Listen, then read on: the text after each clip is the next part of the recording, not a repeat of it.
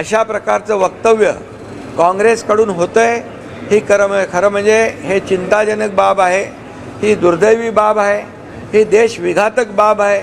हे देशप्रेम नाही, हे पाकिस्तान प्रेम त्यांचं उतू चाललेलं आहे।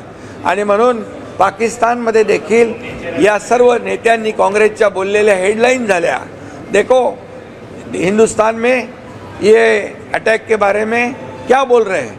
आणि म्हणून पाकिस्तानी बोलणाऱ्यांना हिंदुस्तानची जनता माफ करणार नाही, बिलकुल त्यांना सोडणार नाही, त्यांची जागा त्यांना दाखवणार।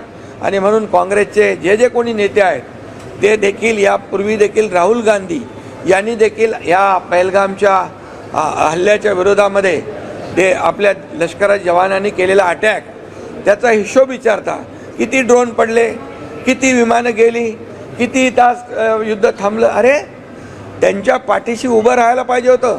काँग्रेसच्या जमान्यामध्ये कधी असं झालं नाही। पी चिदंबरम यांनी सांगितलं की त्यावेळेस त्यांच्यावर दबाव होता। कोणाचा दबाव होता? हे देशभक्ती नाही, देशद्रोह आहे की आपल्या इथे मुंबईमध्ये साखळी बॉम्ब होत आहेत, 26/11चा हल्ला होतोय, त्यावेळेस अशा प्रकारचं सडेतोड उत्तर त्या तत्कालीन काँग्रेसच्या सरकारने दिल्लीच्या घ्यायला पाहिजे होतं, पण दुर्दैवाने त्यांनी त्यावेळेस ते धोरण घेतलं नाही। त्यावेळेस देखील मतांचं राजकारण केलं आणि म्हणून मी त्यांचा निषेध करतो, जाहीर निषेध करतो।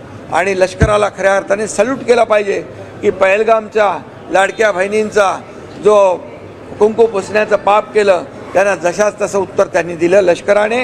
आणि प्रधानमंत्री महोदय नरेंद्र मोदीजी यांचंही अभिनंदन करतो। त्यांनी म्हटलं की या ठिकाणी खून और पाणी एक साथ नहीं बहेगा, याला म्हणतात देशभक्ती, याला म्हणतात राष्ट्रभक्ती। आणि काँग्रेसने अशा प्रकारचं वक्तव्य केलं तर त्यांची कबर या देशातली जनता खोदल्याशिवाय राहणार नाही।